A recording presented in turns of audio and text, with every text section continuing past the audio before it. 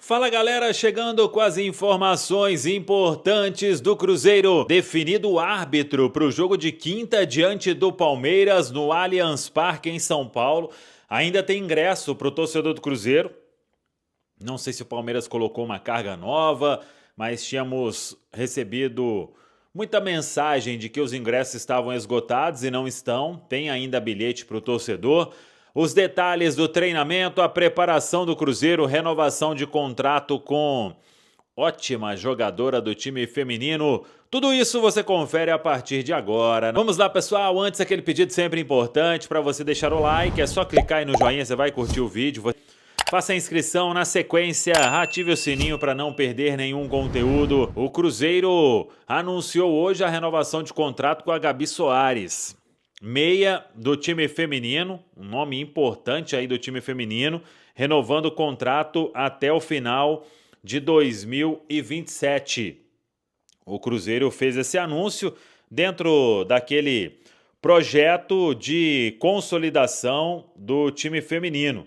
Então, é um plano aí da gestão do Pedro Lourenço de o feminino seguir crescendo. Ano que vem tem Copa Libertadores e aí o Cruzeiro fez o anúncio então da renovação da Gabi Soares, assinou um novo vínculo até o final de 2027, mais 2 temporadas, pelo menos, né?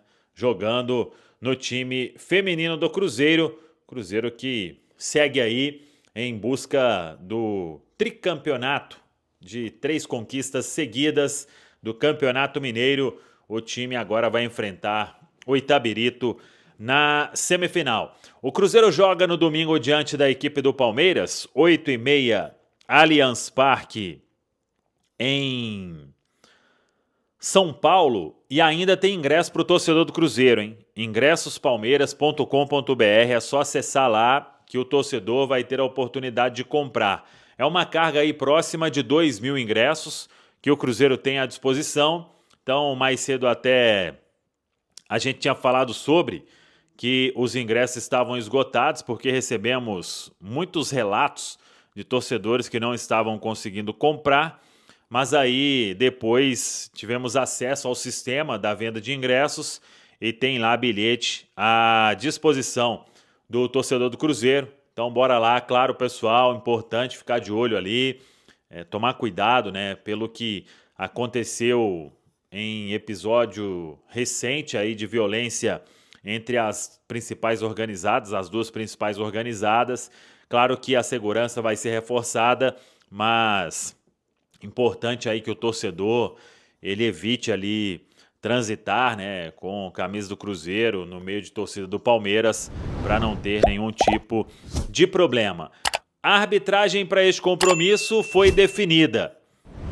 Rafael Klein, ele apitou pela última vez aquele jogo do Cruzeiro com o Atlético Mineiro, a partida de volta da Copa do Brasil, o jogo no Mineirão. Até achei a arbitragem dele mais ou menos, mas é um árbitro dentro dos nomes aí que estavam disponíveis, aceitável, chega a impor respeito e que faça aí um bom jogo, né? Não precisa ser protagonista como a gente vem falando.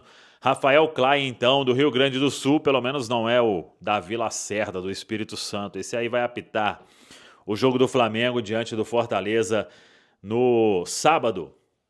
Essa partida aí importante também, hein, na Série A do Campeonato Brasileiro. Daqui a pouco eu vou falar sobre a preparação do Cruzeiro e também sobre Neisser Vidiarreal. Sinisterra treinou com o grupo de forma integral e participou de toda a atividade.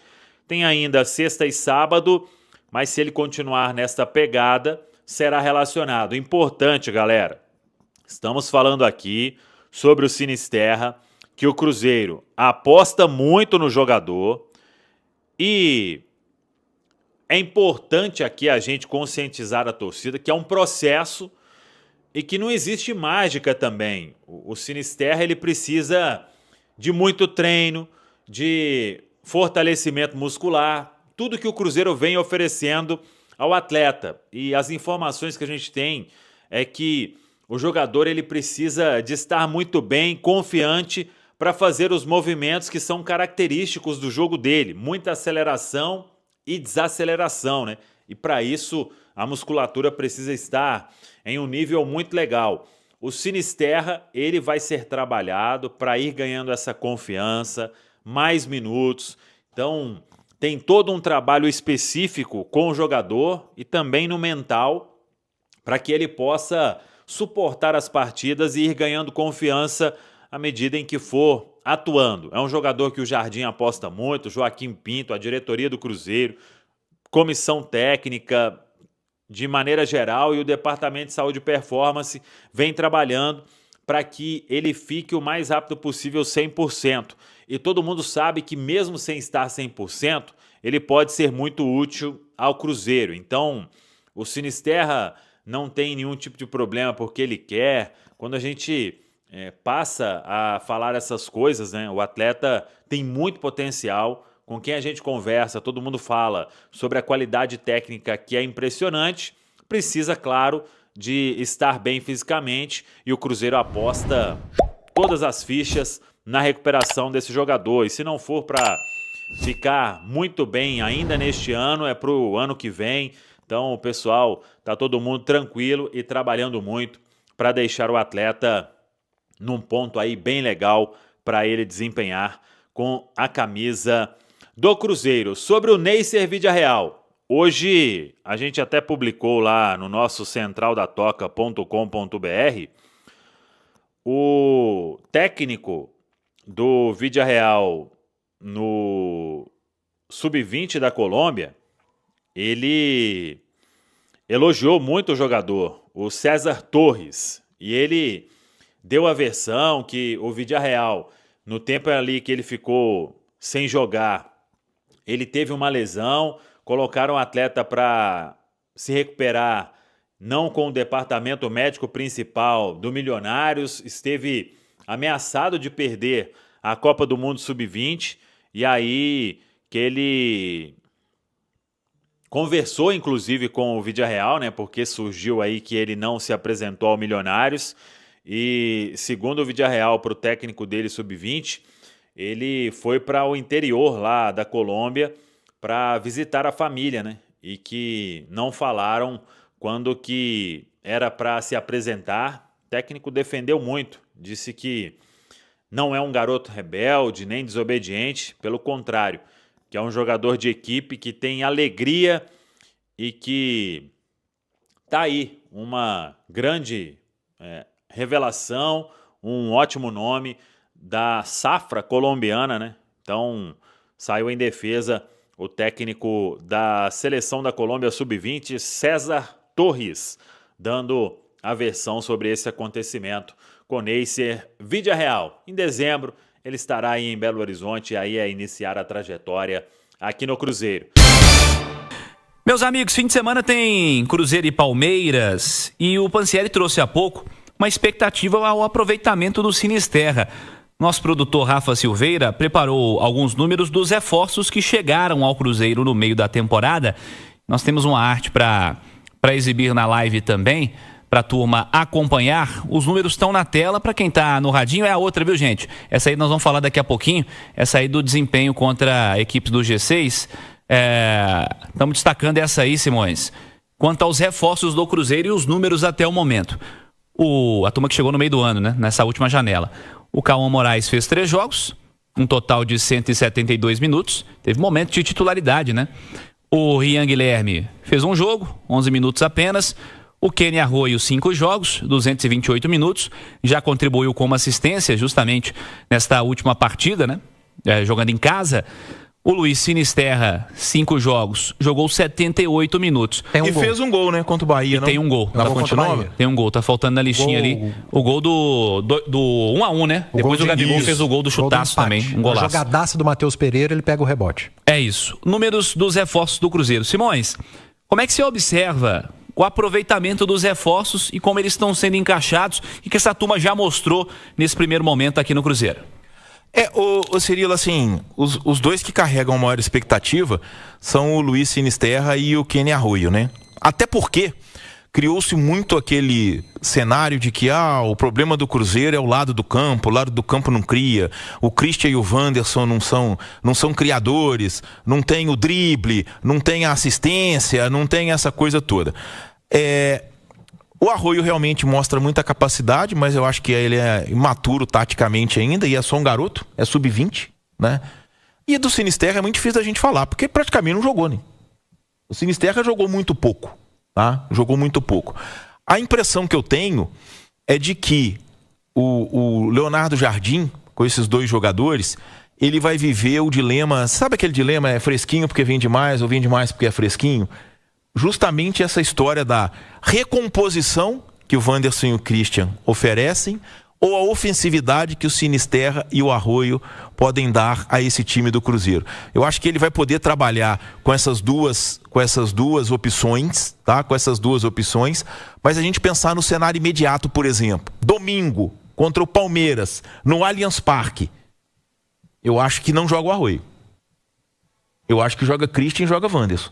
Pela característica do jogo, pelo tipo de exigência que o Cruzeiro terá. O Cauã deixou uma boa impressão num primeiro momento, depois no segundo já não foi tão bem, mas isso é normal também da idade, e o Rian Guilherme entrou no final de um jogo em que o Cruzeiro estava todo capenga, né? Ia perdendo o jogador, foi contra o Sport, não foi isso? Foi. Que ele entrou no Mineirão, né?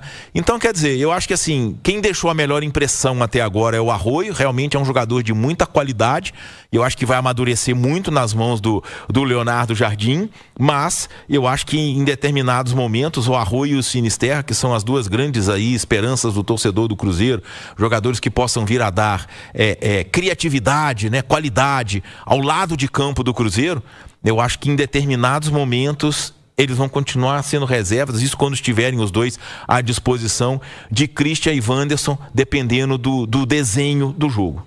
Ô Edu, pegando uma frase do Simões ali, do que ele disse, em meio a esse argumento dele quanto à presença dos novos reforços no elenco, né, mas não necessariamente entre os titulares.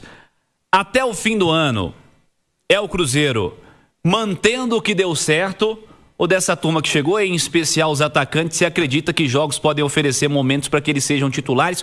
Não quando alguém estiver fora, quando todo mundo estiver à disposição. Estamos falando de Wanderson, Christian, que normalmente são os caras de um lado e outro do campo, que são utilizados com maior frequência entre os titulares.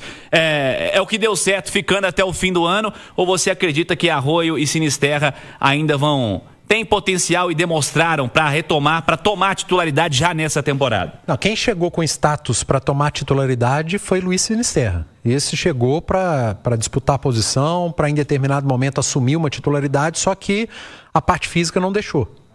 Convive com lesões e tem ficado fora boa parte dos jogos, tem pouquíssimos minutos e apesar disso já tem um gol. O Arroio, todo mundo sabia da qualidade, mas ainda é muito jovem, mas tem demonstrado essa qualidade em campo, já com assistência, jogador muito agressivo, driblador, vai pra cima, agressivo no bom sentido, tá, gente? Do cara do 1 contra 1. Algo que faltava nesse Cruzeiro, dito várias vezes pelo Leonardo Jardim, né? Que precisava dessa característica e tem. Nele, Arroio e no próprio Sinisterra. O Arroio tem tido mais oportunidades porque fisicamente tá inteiro. Os outros dois garotos, sem problema, acho que tá tudo dentro da expectativa, só em ocasiões especiais mesmo que vão entrar, numa ausência, numa suspensão, ou até mesmo num jogo em que a coisa já esteja resolvida para ganhar mais minutos. Mas é mais difícil para todos eles, Cirilo. Até, não só pelos jovens, mas pelos experientes. Aliás, pelo experiente Sinisterra e pelo jovem que chegou com maior status, o Arroio. Porque eles chegaram num time encaixado. Eles chegaram num clube que os 11 titulares são 11 titulares mesmo. E um treinador que não tem por característica ficar rodando elenco. Que é técnico de um time que praticamente desde que chegou está em 2 competições. E que a segunda competição foi passada para depois da atual, que é o Campeonato Brasileiro. Então hoje, o Cruzeiro está num momento mais confortável físico e de calendário do que quase todos os seus concorrentes no campeonato. E nos concorrentes direto, muito melhor do que Palmeiras e Flamengo, por exemplo. Aliás, o Palmeiras entra em campo daqui a pouco, enquanto o Cruzeiro treinou e recuperou atletas. E quando você chega num ambiente desse, em que o calendário te favorece mais e que o time está encaixado, tem 11 titulares jogando bem, o time está ali brigando por título em 2 competições, é mais difícil você entrar. É claro que vai ter a cobrança de alguns torcedores que, por exemplo, o Wanderson não tem números expressivos de gol e assistência. Aí já vem o torcedor. Opa, chegou um menino endiabrado aqui. Vai pra cima, driblador, deu uma assistência, entrou bem em Salvador, ajudou a equipe a virar o jogo. O Wanderson não me entrega gol nem assistência. Quero o Kenny Arroio. Esse Arroio tem que jogar. Mas se esquece da importância do Wanderson. Porque esse Cruzeiro chegou onde chegou aqui com o Wanderson. E o Leonardo Jardim conhece muito bem o Wanderson e banca o cara. Você sabe a impressão que eu tenho? Às vezes, quando tudo tá dando certo, a turma ainda tem um probleminha pra caçar, sabe? Ah, mas esse Wanderson não faz gol, mas esse Wanderson não dá assistência. Mas é cultural, é do futebol. Sabe assim, mas pô, o Cruzeiro dessa temporada, olha pra trás, gente. Olha 2, 3 anos pra trás aí. E olha pra esse ano, o que o Cruzeiro do Jardim joga. O Jardim Aliás, falou... olha pra esse ano, tá? Olha pros 3, 4 primeiros meses desse ano. E olha o Cruzeiro do Leonardo Jardim brigando com a turma do G6, olhando do mesmo nível, pra todo mundo do G6, ganhando de todo mundo. Então, às vezes, tipo assim, caçar um probleminha pra reclamar que tá acontecendo aqui, que isso aqui poderia ser melhor, não sei, talvez eu tenha essa impressão, sabe? O Jardim citou na última coletiva, né, as últimas temporadas no Cruzeiro em Campeonato Brasileiro, que o Cruzeiro não brigava entre os 4.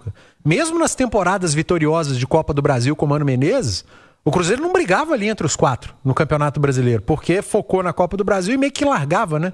O Brasileirão não sofria lá atrás, na tabela, mas também não brigava por G4. E depois de muitos anos, o Leonardo Jardim, o Wanderson, o Christian, esses caras, colocaram o Cruzeiro na briga pelo título. São 5 pontos de diferença, gente. A gente não fala numa briga mais acirrada, porque quem tá à frente são Palmeiras e Flamengo, 2 seleções, né? Mas o Cruzeiro tá a 5 pontos e tem um confronto direto agora, no domingo, contra esse Palmeiras. Os 5 podem virar 2, porque o Palmeiras entra em campo daqui a pouco e pode perder o foco no final de semana pro jogo da semana que vem da Libertadores. É absolutamente plausível que aconteça algo nesse sentido. Então, eu tô nessa. Para mim, o Wanderson joga domingo. Para mim, os 11 iniciais do Cruzeiro contra o Palmeiras são aqueles que a gente já cansou e já decorou. E o Kenny Arroio vai ser uma ótima opção de banco. Agora, em determinados momentos vai ser uma ótima opção como titular. Sim. Por exemplo, para você encarar um Vitória no Mineirão, é melhor ter o Arroio que o Wanderson. Claro, ou o Christian. É isso. E aí a gente vê, por exemplo, e aí isso já chegou ao futebol brasileiro, a gente vê o Felipe Luiz fazer isso no Flamengo, jogo sim e jogo também. O time do Flamengo que encarou o Palmeiras domingo no Maracanã foi diferente do time do Flamengo que encarou o Racing ontem. O lateral direito era o Emerson Royal, ontem foi o Varela. O ataque tinha Luiz Araújo, tinha o Samuel Lino e o Pedro. Ontem não teve o Samuel Lino, teve o Carrascal. Carrascal e Arrascaeta jogando por dentro. Exato. Então é isso. O lateral esquerdo, um dia é o Alexander, no outro é o Ayrton Lucas. Né? Os volantes, né? Ele pode ter Pulgar e Jorginho. Ou ele agora pode ter, não vai ter mais o Pedro. Né? Ele pode ter Jorginho e Saul. Entendeu? Então, é mais fácil também, né, fazer isso, né? Então essa... Quando você olha pro Flamengo é mais fácil também fazer. Muito mais fácil. É muito mais fácil. Não, mas aí o Cruzeiro vai ganhando opções, entendeu? E aí é dançar conforme a música. Quando você passa a ter opções, você passa a poder ter variações, maneiras diferentes. Pô, para encarar um Vitória, que vem aqui, o time do Jair Ventura, todo mundo conhece. É 3 zagueiros, 2 laterais. Então ele faz linha de 5. Né? Ele faz linha de 5. Para você quebrar isso, você precisa ter um driblador. O Arroio é driblador. O Wanderson não é. Por outro lado, na recomposição, na participação tática do jogo, em fechar espaço, o Wanderson é melhor do que o Arroio. Você vai encarar o Palmeiras lá no Allianz Parque de peito aberto? Não vai. Então é isso, são opções. São opções. Eu acho que o Cruzeiro ganha, né? Agora, é uma pena que o Sinisterra ainda não tenha conseguido jogar. Né? Porque ele praticamente não jogou, por mais que tenha esse gol contra o Bahia, e foi um gol importantíssimo, né? Porque abriu o caminho para aquela virada. É um jogador em quem se depositava todas as esperanças e não conseguiu acontecer no Cruzeiro ainda, simplesmente porque não conseguiu ter sequência. Falei do Cruzeiro olhando no mesmo nível, né? Para os adversários, todos os primeiros colocados do Brasileiro. A gente tem um recorte que está no YouTube também, da Itatiaia agora, para a galera acompanhar. O Cruzeiro contra os times do G6 do Campeonato Brasileiro. Para quem está no radinho, eu vou descrever. Para quem está no YouTube, vamos colocar a arte na tela aí. Cruzeiro que venceu todo mundo, né? Enfrentando no mesmo nível todo mundo do G6 do Campeonato Brasileiro. Flamengo vence em casa 2-1, fora empata por 0-0. Palmeiras vence em casa 2-1, vai jogar agora no fim de semana. Mirassol vence em casa 2-1, empata fora de casa. Bahia vence em casa 3-0, vence fora de casa 2-0. Botafogo vence fora de casa 2-0. É o Cruzeiro jogando e vencendo todo mundo, não sendo derrotado por ninguém dessa turma dos primeiros colocados. E vem aí um enorme Palmeiras e Cruzeiro no próximo domingo. Eu tô falando que o Lanús não é tão ruim, né? Gol. Neste momento. Sai na frente. Neste momento, olha o gol do Lanús. Às vezes a Laú também não é tão boa, né? Não, mas o time do Lanús não é essa draga que o Simões está falando. Não, mas eu posso ter ficado contaminado eu acho que o pelo coração ao vivo. dele tá falando mais alto. Ele tá com ódio mortal do Lanús. Eu acho que não, pelo ao vivo eu fiquei contaminado. Eu não achei bom também assim. Não, achei bem ruim. Não, mas não é ruim assim não, tá, gente? Mas ao gol, ao Laú, olha lá, gente. Pelo amor de Deus, o que o zagueiro... O que o goleiro tava fazendo ali, gente? Mas nenhum pé de rato, né? Pé de rato faz gol assim. Mas deixa eu te falar. Escrevendo o lance, uma recuperação... Mas pé de rato toma gol assim, né? Escreveu o lance, uma recuperação do atacante do Lanús, intermediária, do Rodrigo Castilho. Ele recupera a bola do zagueiro, que era o último homem, vê o goleiro adiantado e manda por cobertura. Belo gol. Lanús 1, Universidade de Chile 0, Copa Sul-Americana. Temos 25 do primeiro tempo. Aliás, do semifinalista, porque olha só, o Lanús já ganhou Sul-Americana, né? Já. A Laú também, com o Sampaoli, não foi? Isso. 2011. E o Del Valle também é bicampeão. O Galo é o único semifinalista que nunca venceu a competição. Isso.